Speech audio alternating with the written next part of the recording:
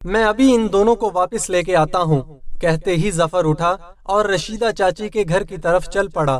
وہاں رشیدہ چاچی کے گھر اقرا کے دو چاچا لطیف اور عرفان آئے ہوئے تھے، جو دونوں بچیوں کی حالت دیکھ کر کافی غمگین ہو گئے تھے۔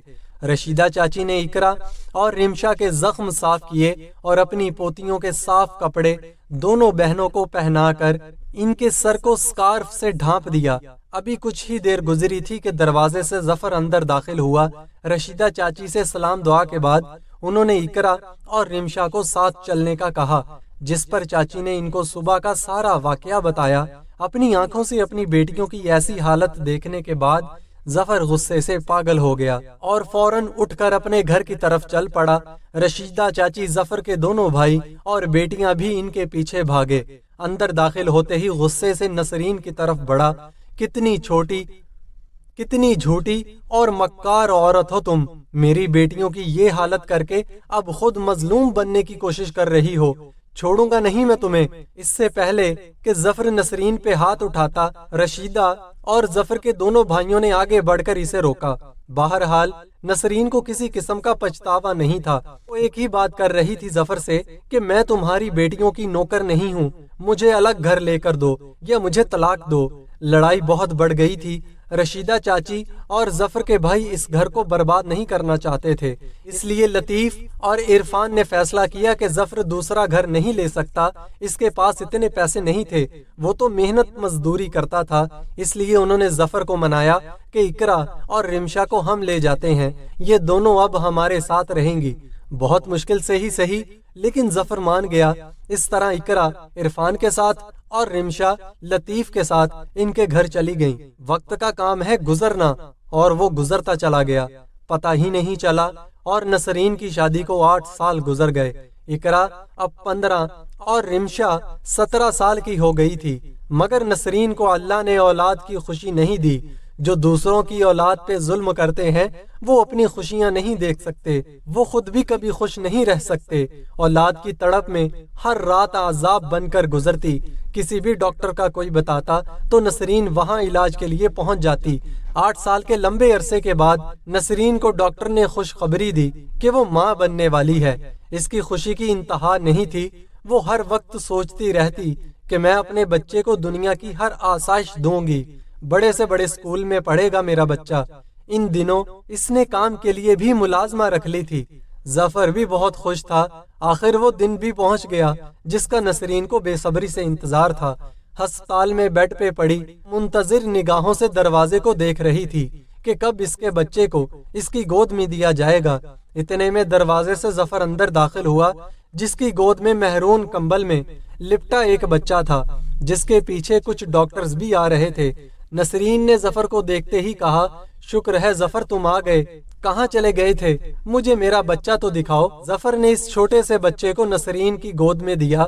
نسرین نے جیسے ہی بچے کے چہرے اور سر سے کمبل کو ہٹایا وہ لرز کر رہ گئی۔ بچہ باقی تو ٹھیک تھا، مگر اس کی کھوپڑی کی کھال نہیں تھی۔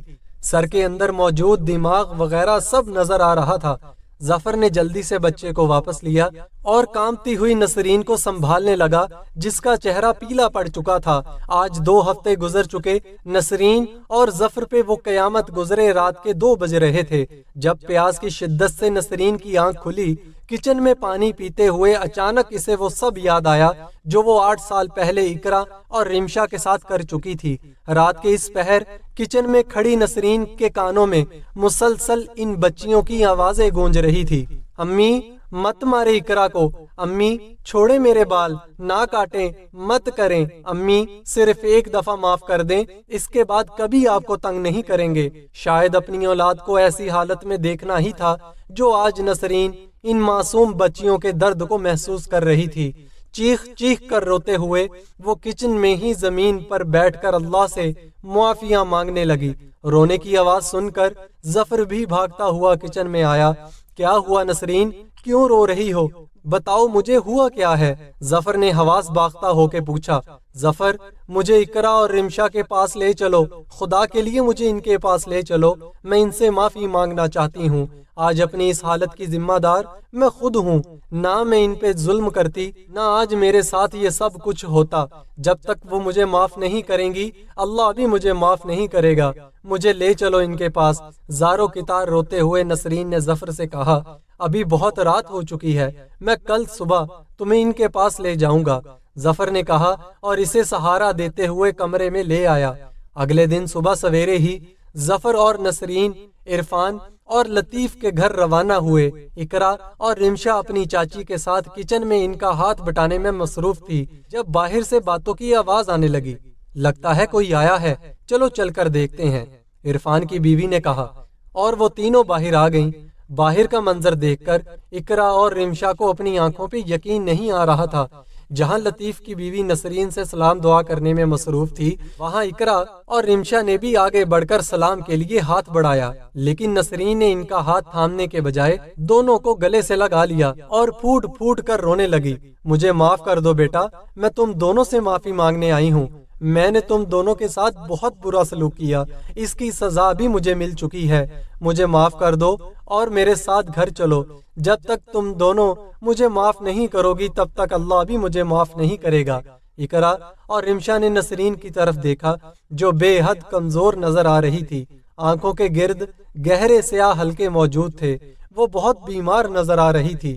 دونوں بہنوں نے اسے معاف تو کر دیا تھا، مگر ساتھ چلنے سے انکار کر دیا۔ اب واپس وہ دونوں اس گھر میں نہیں جانا چاہتی تھی، اور اس گھر میں وہ بے حد خوش بھی تھیں۔ 2 دن وہاں گزارنے کے بعد نسرین اور ظفر واپس آ گئے۔ آج ظفر کام پہ چلا گیا تھا، جبکہ نسرین گھر میں بالکل اکیلی تھی۔ آج پہلی بار اسے اس تنہائی سے خوف آ رہا تھا، مگر اب کچھ نہیں ہو سکتا تھا۔ یہی تنہائی اور اکیلا پن اس کا مقدر بن چکا تھا۔